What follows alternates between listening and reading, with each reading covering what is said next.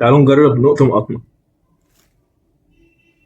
فيديو جديد سريع واسرع بيتزا ممكن نعملها 10 دقايق في الفرن وتبقى جاهزه. انا كنت جايبها الصراحه على اساس انه مايكرويف ولكن مكتوب فرن على درجه حراره 180.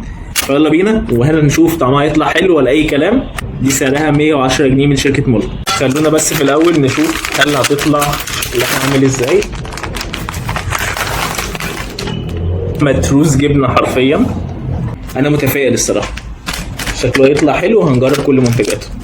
طيب وفات 10 دقايق على الفرن وهي على درجة حرارة 180 وجهزت البيتزا.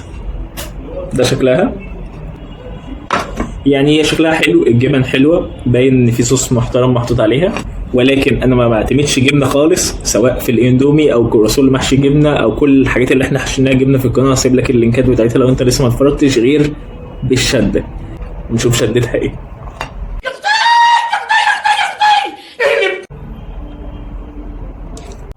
شكلنا محتاجين ناخد شدة كبيرة في قطعة مولعة.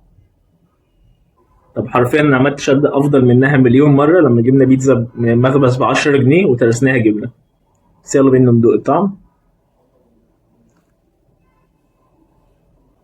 البهارات اللي فيها مختلفة عن اي بيتزا انا اكلتها.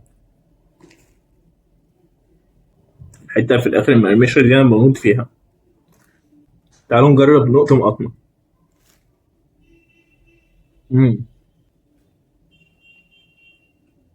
انا بحاول اخليها تشد بس هي مش راضيه تشد حرفيا. التوابل اللي فيها كتير. بس كده يا اخي، لو ما اتفرجتش على فيديو البيتزا هسيب لك اللينك.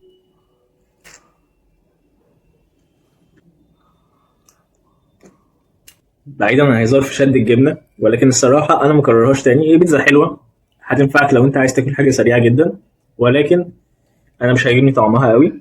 يعني مش وحشه، هاكلها بس ما اكررهاش تاني.